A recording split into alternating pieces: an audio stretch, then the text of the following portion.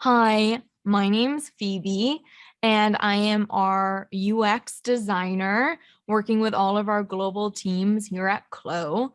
I will be walking you through these new features that we've developed for our 7.0 release, and we are all very proud and excited to show you this. If you have any questions, please feel free to write them in the chat and somebody will be answering them live with you all. So let's dive right in and get started.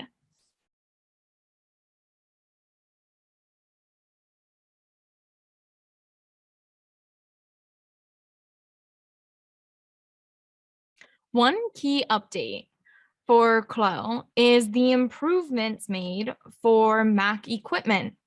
So now users will be able to see a vast improvement on working within Clo on Mac M1 silicone chips. So we've worked really hard on making sure that it's faster and easier to work on these computers now, and we will continue to study and optimize this. So please look forward to future improvements. But for now, I hope you're really happy with what we've done and that you're able to use Clo quickly and easily as always.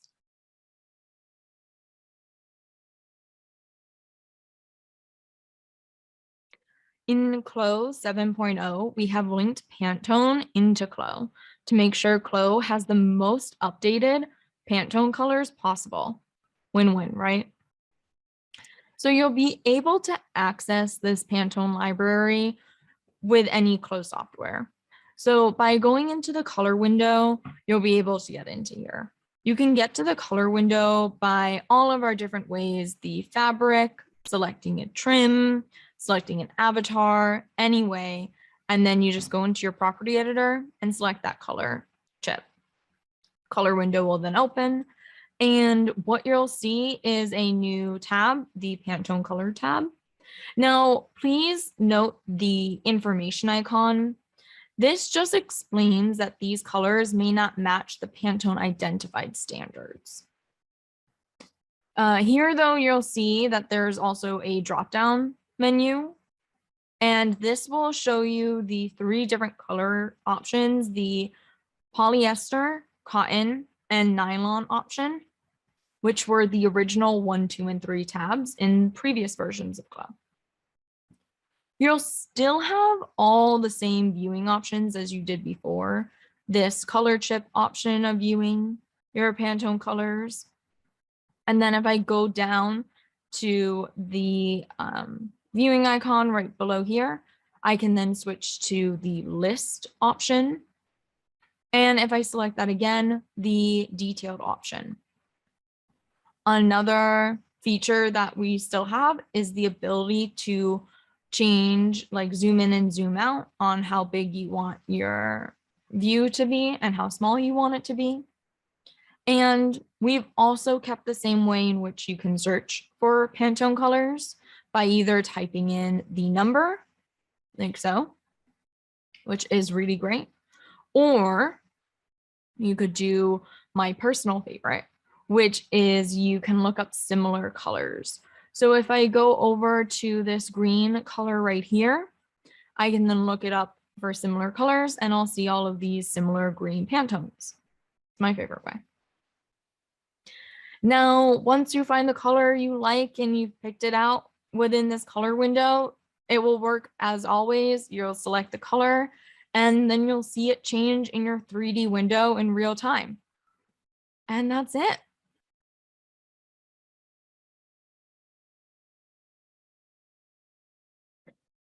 In Clo 7.0, we are introducing the parametric pattern feature.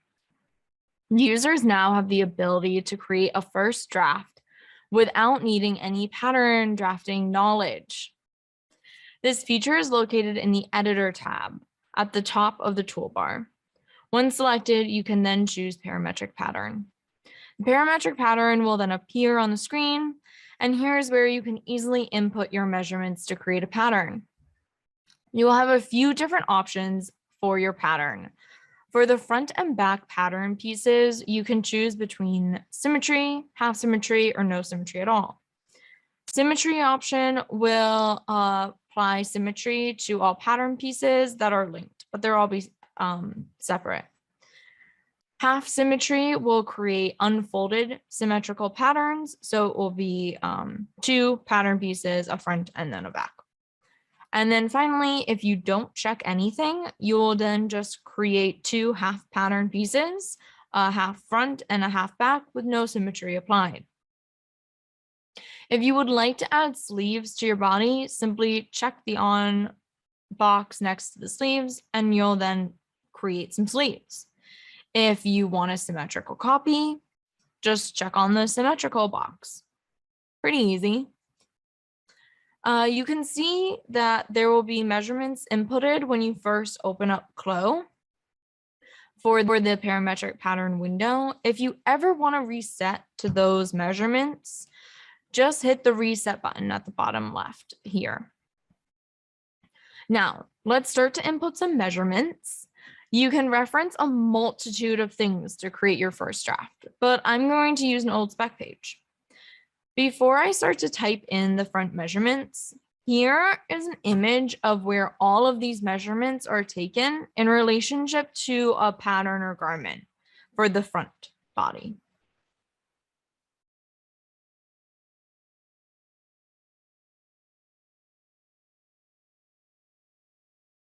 So now I'm just going to quickly and easily put in all of my measurements.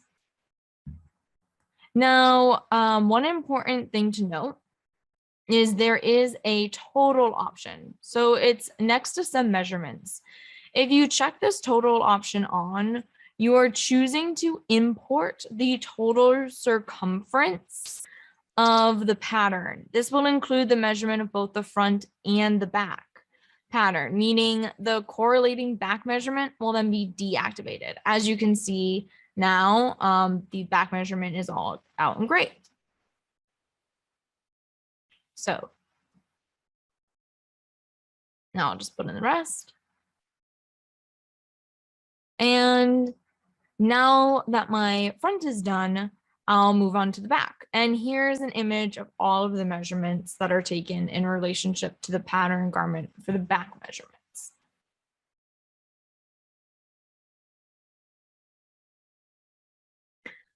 Now I'll just input all of my back measurements really quickly and easily. Now that my back measurements are done, I want to check on my sleeves. So I'll check on for my sleeves. And here also is an image of all of these sleeve measurements for you to see.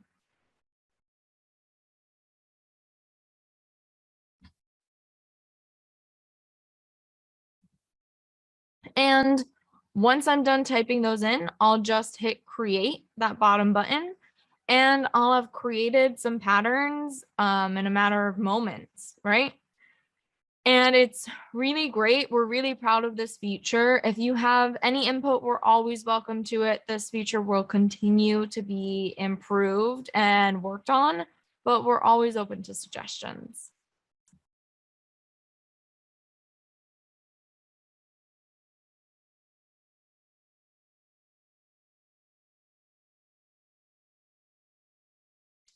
We have made some updates to our grading tools to increase the ease of use within these tools. When using the Edit Each Grading tool, if you select a point with multiple sizes stacked on top or close to one another, a dropdown will appear, allowing you to choose the size you wish to edit. Once you've chosen the size you wish to edit, you can then either use your arrows on your keyboard or your mouse to start to move and adjust that size. What's also really nice is now we've included some guides for you to use. So holding down Shift, you can get that X, Y, horizontal and vertical 45 degrees guides. And of course, if you're holding down Control, then you will see the extension of your pattern outlines and those like curves and angles that they're going.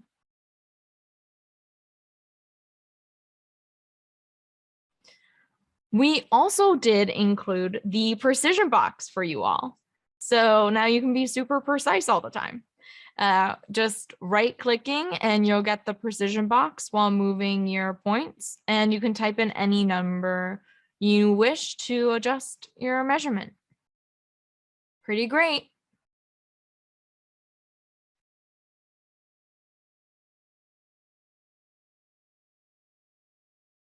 We have now included an option when importing a DXF to rotate the grain line back to 0.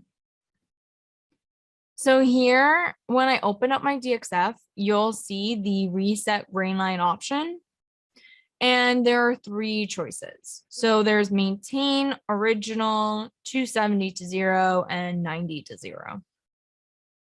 Maintain original simply means to keep the original grain line direction.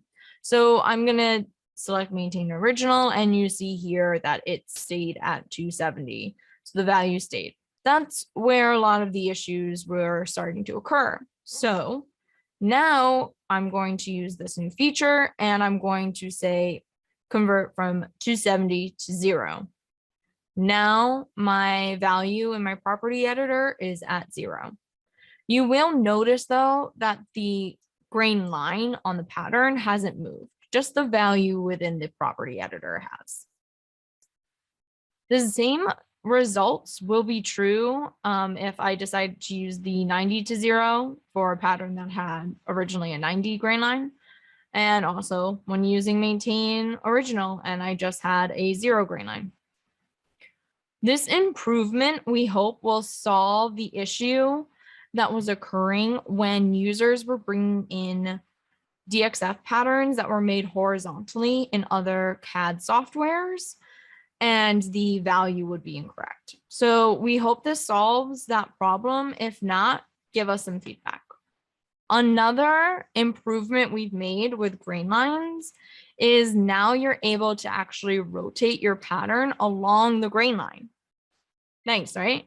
Just simply select your pattern using your transform tool, right click, and you can now rotate your pattern and you can reset along grain line. Now it will go back to its original orientation, and you can now quickly and easily continue to edit.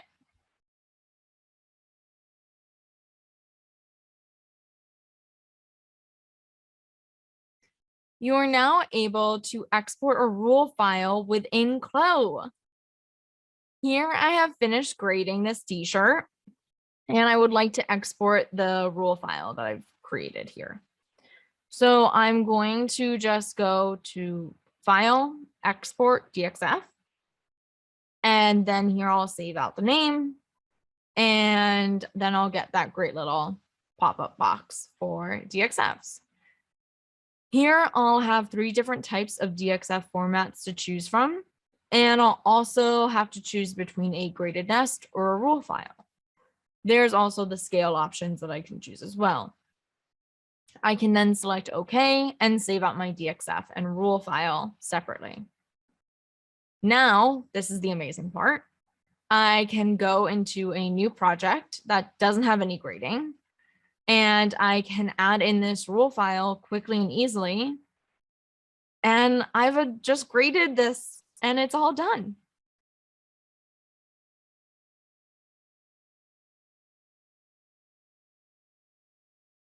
You now have the ability to import CSV files into your POM tab. So you're now able to add in these CSV files to quickly name POMs and also add in POMs within CLO. You can do this really easily. So here I've put in some POMs already that I've just like drawn in using my POM tool. And now I'm just going to go to this file open icon and bring in a CSV file of all of these properly named POMs. Once that's been populated, I now can take these measurements that I've already done in CLO, and I can actually download them into the correct names. So I can download my center front here, and I can also put in that center back.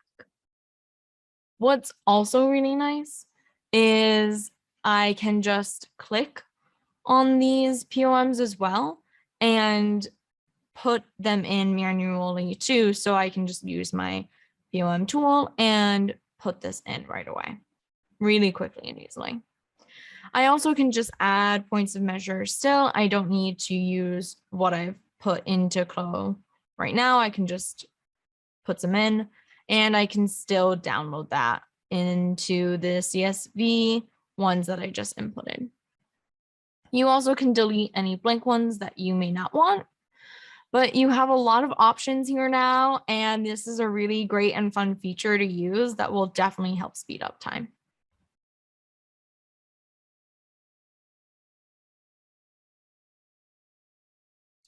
Now, when using the add point split line tool, you will see that there are smart guides. So you can go to your add point split line tool and hover anywhere on your pattern, and then you'll start to see these little guides to help you place them in a more accurate way within your 2D pattern.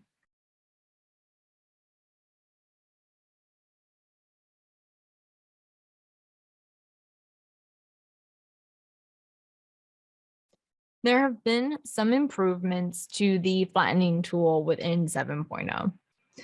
Previously, this tool was trying to extract shape out of the avatar by treating it as a cloth simulation.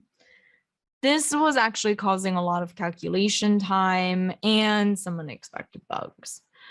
So now we've implemented a new algorithm, allowing shorter calculation times and more stability. This in turn allows the user to create more accurate patterns within complex shapes, as you can see here. Also, as you can see, I can create much smaller and complex patterns more efficiently. And after flattening these pieces, my patterns are created faster with more stability than before.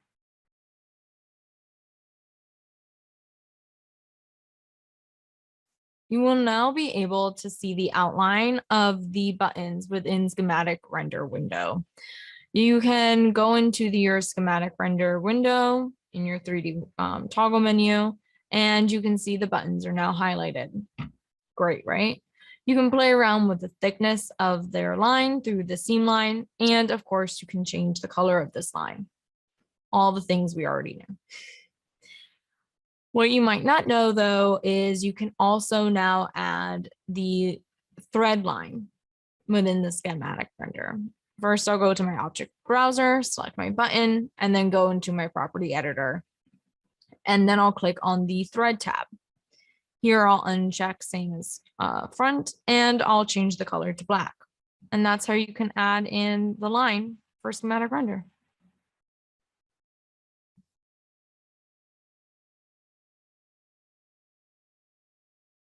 You can now move both the avatar and garment together in your 3D space. Most excited. In the 3D window, you can now just select your avatar, right click, select avatar and garment.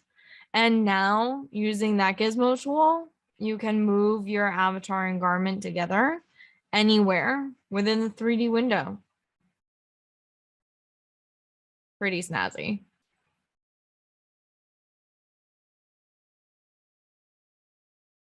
Users now have the option to adjust their 3D background image. By right-clicking anywhere in the 3D window, you will see the option Format 3D Background. Selecting the icon image here to open, you can bring in your image. Now, over next to that open icon image is the lock ratio.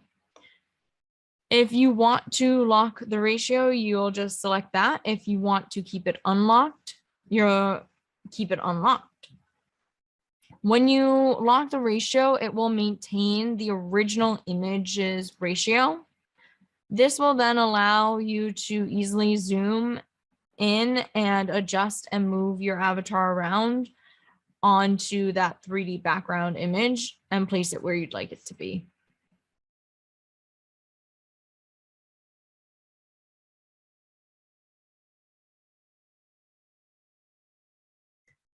there have been a few improvements within the colorway mode.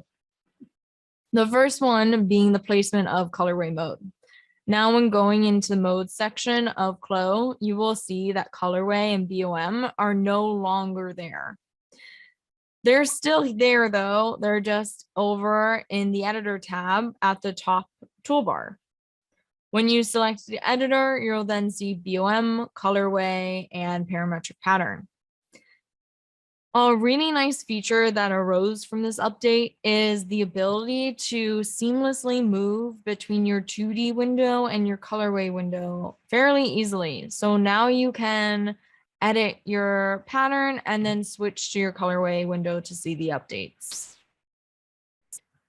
Another great update is the ability to see all your texture maps when selecting the icons within the colorway mode. So now when you click on your icons here in your colorway mode, you'll see in your property editor that all of the maps are there to edit and adjust. Now you can quickly and easily edit your colors, graphics, anything without having to go into the object browser like before, speeding up your workflow a bit. Another great update is making it easier to delete graphics, trims, and other objects within the colorway window.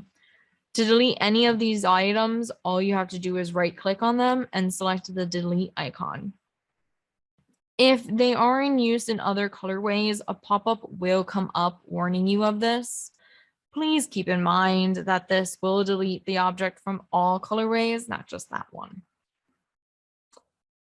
Drag and drop has been another improvement to our users' workflow. So now you can just drag and drop fabrics into your colorway editor, and that will change the texture and maps of that icon of that fabric. Just so you know, this new feature only changes the appearance of the fabric, meaning all the maps will be adjusted. However, it does not change the physical drape or properties of the colorway. Not yet, at least. A viewing improvement we have made to our colorway mode is the ability to now hide or show graphics. So there's this option here to hide or show graphics. Scrolling down, you'll see that I can view all of the graphics that are within every colorway in each colorway. However, I can check hide or show graphics on, and then I'll only see the graphics that I'm using for that one colorway. Pretty nice and organized, I'd say. You can choose whether you'd like to see every graphic or if you just want to see the graphics you're using now in that colorway. Another viewing update is the change from list view to viewer view. Now it's just show details or not, as you can see at the bottom right-hand corner. If I unselect this, I will just see the images instead of the details. And I can then just go into save image still, and I have the either colorway view or snapshot. And what's really nice is now that name's going to automatically populate, so I don't have to type it all in. And if that's not a win, I don't know what is. And then you can just hit OK, and this will be the same for snapshot and the colorway editor.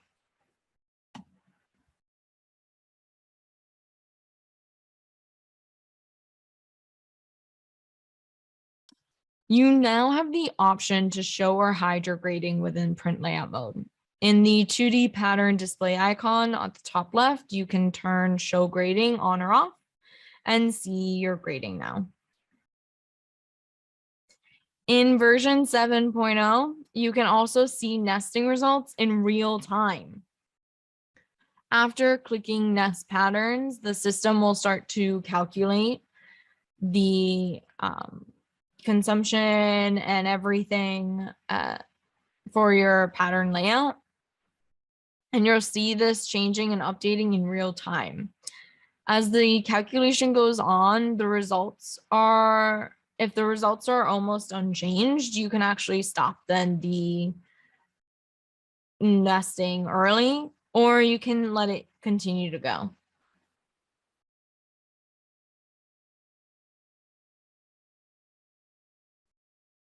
We have made some improvements to our BOM. First off, again, the BOM is no longer in the mode section, but if you go over to editor in the top toolbar, you'll find it there and it'll be great.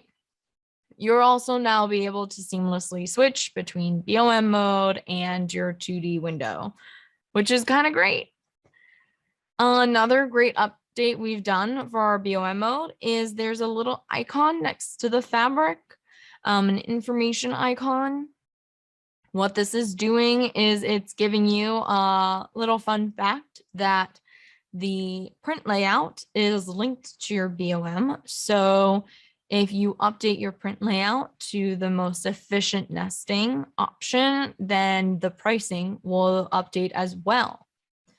One thing to note, though, about this is if you nest multiple sizes like I'm about to do, then it will take into account that whole nest for all of the sizes. It is not a sample price. It is more of a production price with all of the different sizes, like so.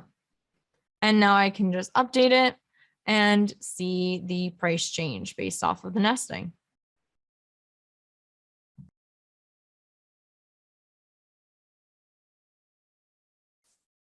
Our final mode improvement is with emulator mode. So now we have updated it so that our stretch force tolerance will allow for 0.005. This difference is for very high stretch fabrics.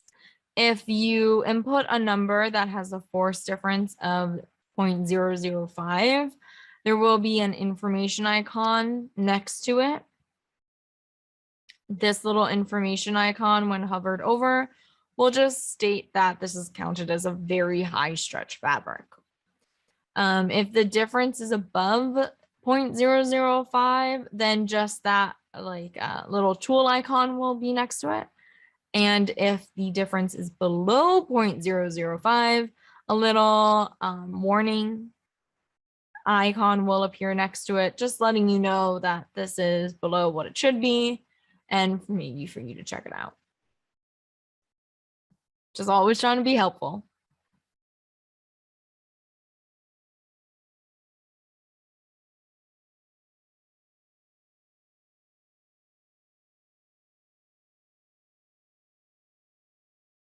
We are happy to announce that in version 7.0, you will now be able to adjust your zipper teeth and tape separately.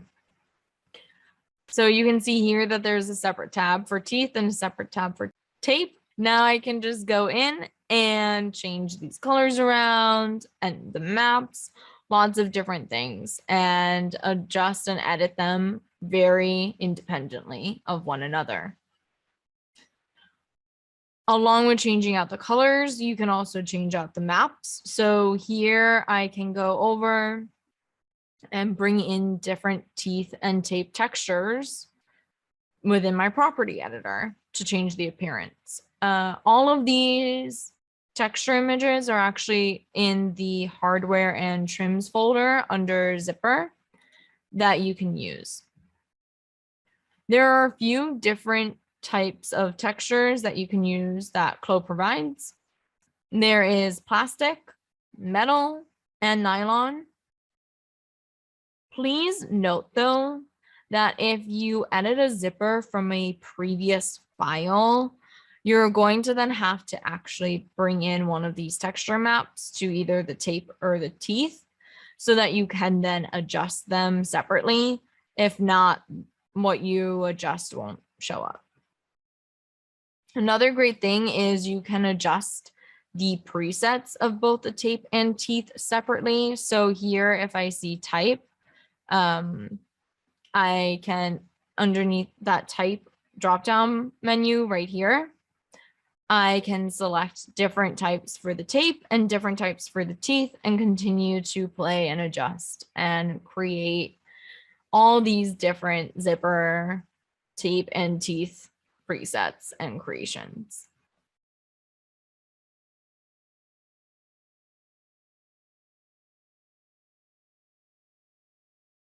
We have made a few updates to our binding tools.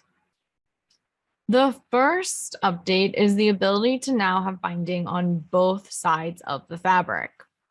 Really fun. So here we will apply the binding as normal, and as you can see, adding in the binding is much smoother and easier than before. Make sure to simulate after you add in the binding to stabilize that. I'll then select the binding and I'll go into type, and when I drop down, you'll see that there is a new option called both.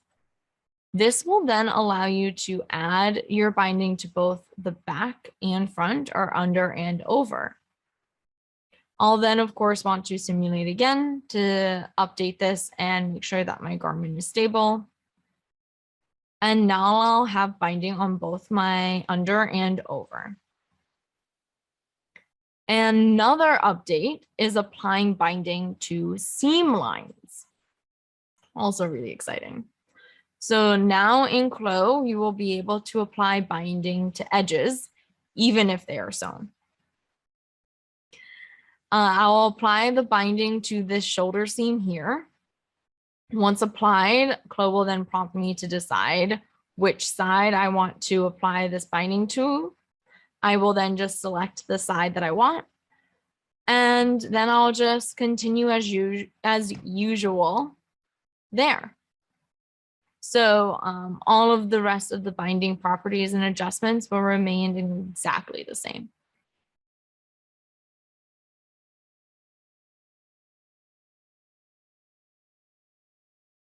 We have made a small update to our top stitches within Clo 7.0. You are now able to change the order of top stitches by going into your Edit Top Stitch tool and then selecting your top stitch that you want, right-clicking, and then going into Order. You'll then have a few options. You'll have Bring Forward, Bring to Front, Send Backwards, and Send to Back. Whichever one you select, you'll then see appear within your 2D window for your top stitches.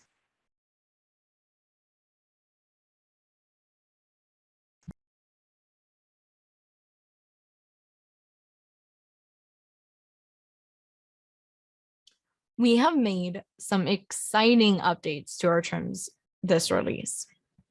One is being able to convert patterns to trims. This will be very helpful for decorative trims and all different types of hardware. Here I created a butterfly within Clo and would like to convert it to a trim. First, I will make sure my trim is mapped using Unified so that my textures are what I want them to be. I'll then right-click in my 3D window and select Convert to Trim. Clicking on that, the pattern will then convert to a trim and disappear in your 2D window. I'll then be able to place it onto my garment exactly as I would if I was using any other trim. Please know that your trim's weight does get recalculated, so you may have to check that.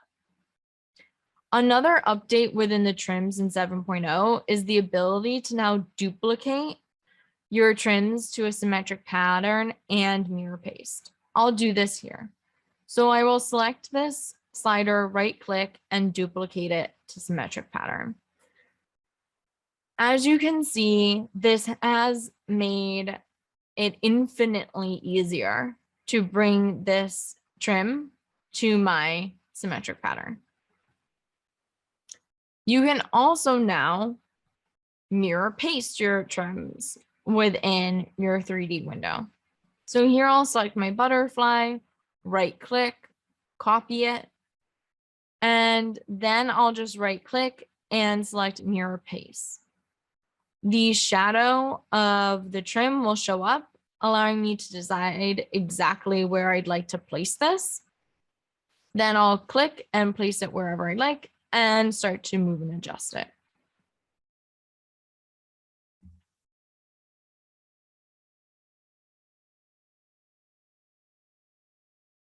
In Clo 7.0, you can add buttons to internal lines again. Yay! I'll first select my internal line using my transform tool. Then I will go into the add button tool over in my 3D toolbar, right click on top of the internal line. The pop-up box will appear and I'll be able to select how I'd like to distribute my buttons throughout these internal lines.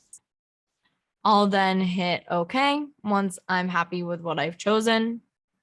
And then you'll see it here in my 3D and 2D window, all of my buttons on this internal line. I can continue to edit and adjust these buttons using my property editor to exactly what I'd like them to look.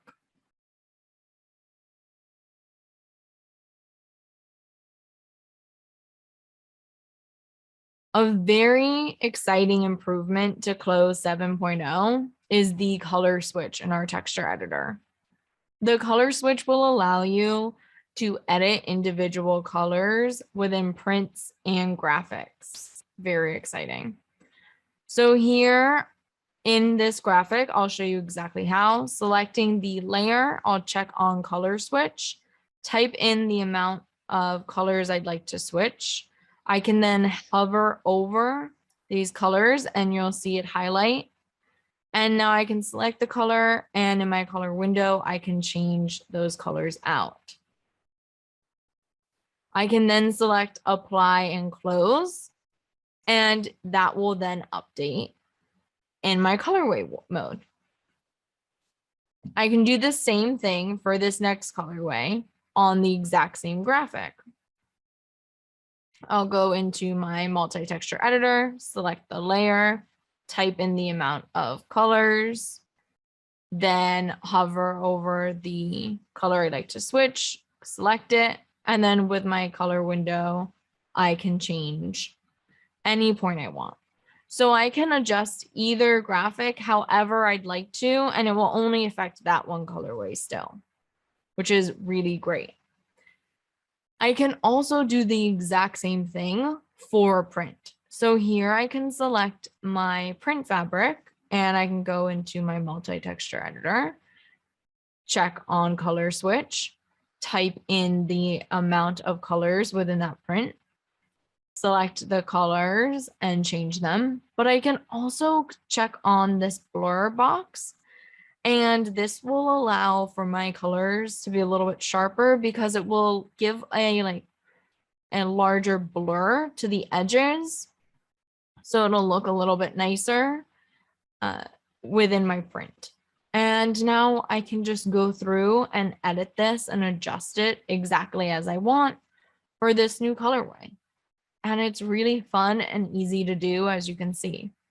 I can then just hit again, apply and close, and update my colorways and see what I like. And I can continue to do this and adjust each colorway as I see fit.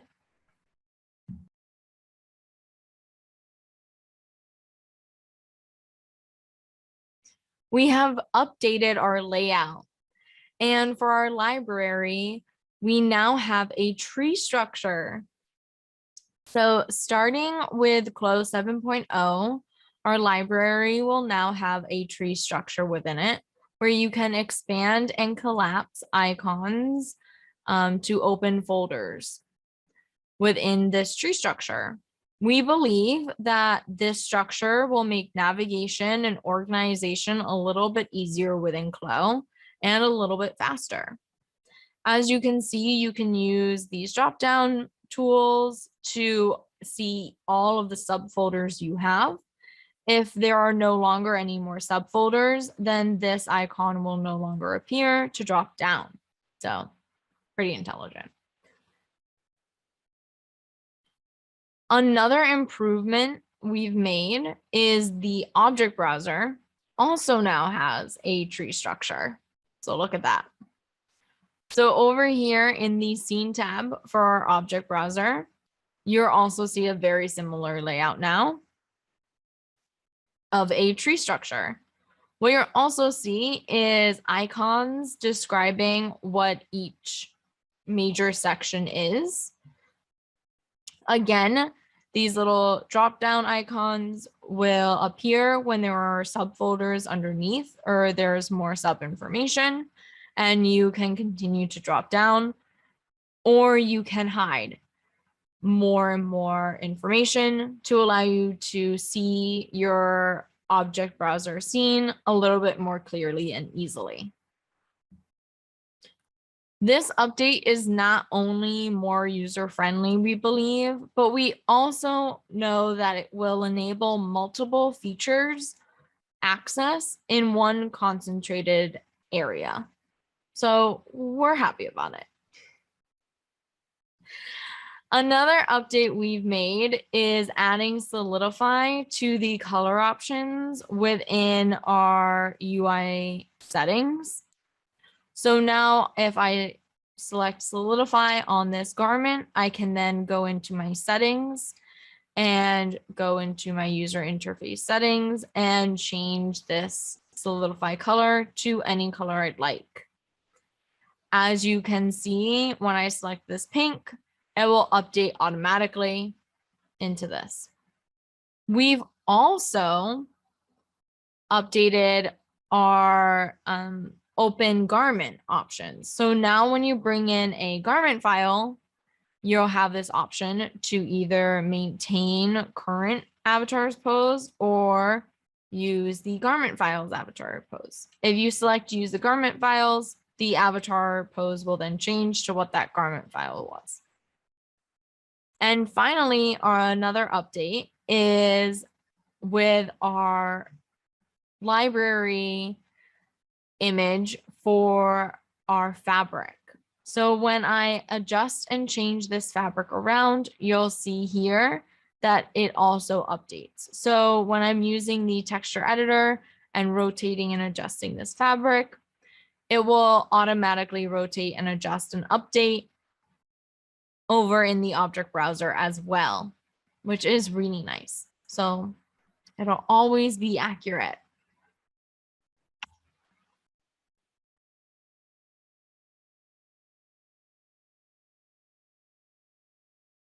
In 7.0, the fur maximum length has been updated.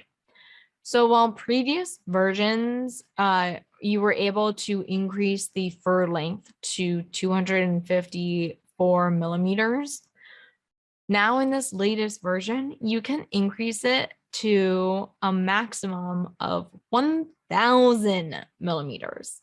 For those of us who work in inches, that's 40 inches. So it's quite a lot. Before explaining how to do this, I'm going to open up the render window to preview the fur immediately because the fur preset is only shown in the render window, as we all may know. So now I'm going to hit interactive, and here you'll see the fur length all set. And now I'll go into my property editor and change it to the maximum fur length that is possible. So here I will enter the maximum value of 1,000.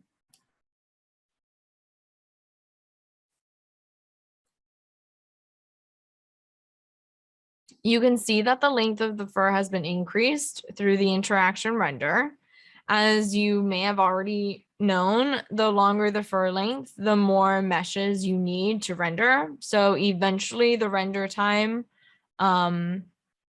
will increase. So please refer to that if you want to go to this extreme. It will take you more time to render out.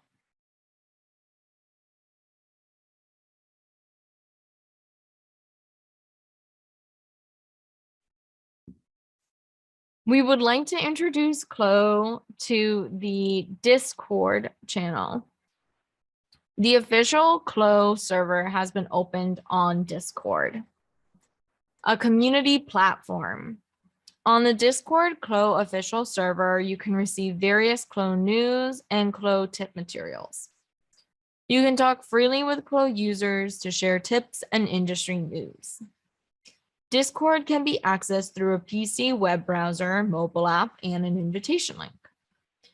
We will release a QR code right here that allows access to the Discord Clo official servers.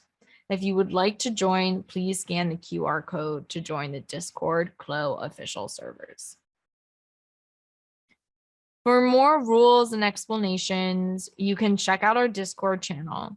We look forward to meeting various Clo users from around the world through this official Discord Clo server and using it as a meaningful place to share information with each other.